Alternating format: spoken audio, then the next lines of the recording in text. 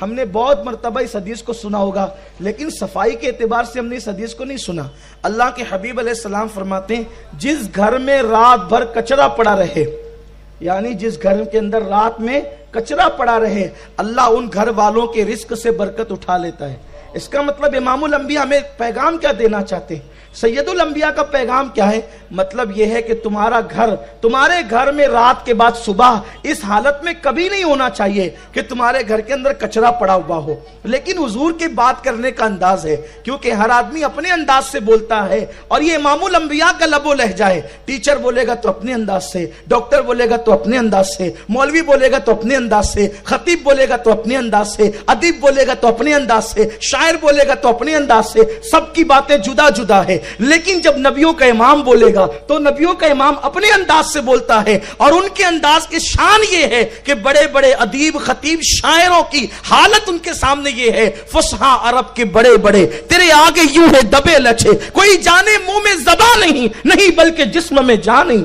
جب وہ بولتے ہیں تو پھر اللہ اکبر سب خاموش ہو جاتے ہیں، بلکہ ان کا بولنا خدا کو اتنا پسند ہے کہ قدرت اپنی بات بھی انہی کی زبان سے سننا چاہتی ہے۔ قل کہہ کے اپنی بات بھی لب سے تیرے سنی، اللہ کو ہے اتنی تیری گفتگو پسند۔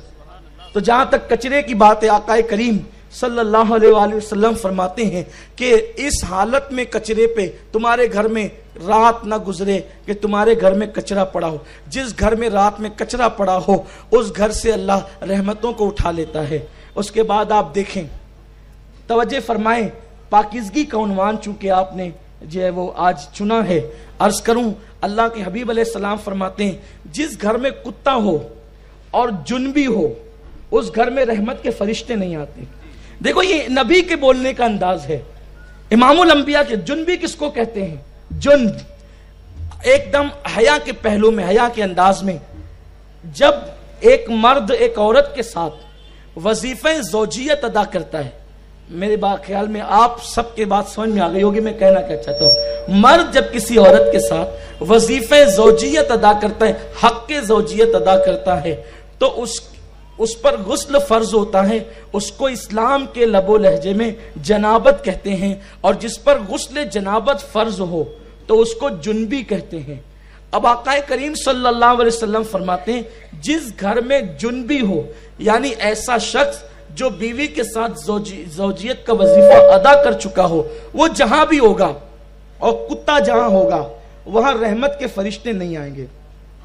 ہر مسلمان کے لیے ضروری ہے کہ اگر اس نے ایسا کام کیا ہے جس کو وظیفہ زوجیت کہتے ہیں اور اس پر غسل فرض ہے، تو لیٹ میں لیٹ اس کو سورج نکلنے سے پہلے غسل کرنا فرض ہے، اس لیے کہ نماز کا آخری ٹائم سورج طلوع ہونا ہے، اور اس کو فجر کی نماز کا ٹائم ختم ہونے سے پہلے غسل کر لینا اس پہ فرض ہے۔ اگر وہ غسل نہیں کرتا تو وہ گنہگار ہوگا اور اس کے گھر میں رحمت کے فرشتے نہیں آئیں گے۔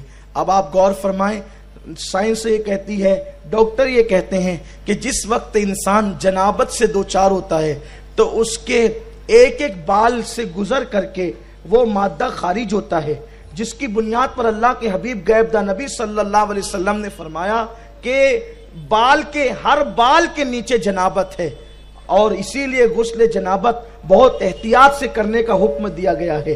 تو آپ اندازہ فرمائیں، اب ان لوگوں کو دیکھ لے جو جنابت کریں اور اس کے بعد سورج نکلنے سے پہلے غسل کریں، تو وہ لوگ جو ہیں پوشیدہ امراض کا شکار نہیں ہوتے، وہ ان بیماریوں کا شکار نہیں ہوتے اگر وہ سنت رسول صلی اللہ علیہ وسلم پہ عمل کریں۔ لیکن حضور علیہ السلام کے بولنے کا ایک انداز ہے۔ اسی طریقے سے آقا فرماتے ہیں جس گھر میں کتا ہو، آج کل ایک فیشن چلا ہے، سینما کے ذریعے سے، فلموں کے ذریعے سے، سیریل کے ذریعے سے لوگ کتے کو پالتے ہیں بچوں کی طرح، اس کو سینے سے لگاتے ہیں، اس کو بستر میں لے کر کے سوتے ہیں۔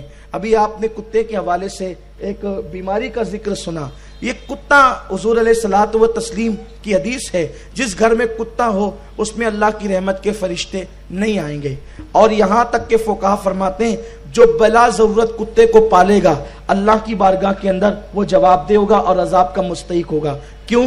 اس لیے کہ جو کتے کی رال ہے، کتے کی فطرت ہے کہ اس کی ہر وقت رال ٹپکتی رہتی ہے، اور جب اس کی رال ٹپکتی ہے تو اس کی رال کے اندر سدہا بیماریاں موجود ہیں۔ اس کی رال کے اندر سدھا بیماریاں موجود ہیں. آج لوگ کہہ رہے ہیں کہ اس کی رال میں سدھا بیماریاں موجود ہے، لیکن امام الانبیاء صلی اللہ علیہ وسلم نے کتے سے دور رہنے کا حکم دیا اور فرمایا کہ جس گھر میں کتا ہو اس گھر میں رحمت کے فرشتے نہیں آئیں گے.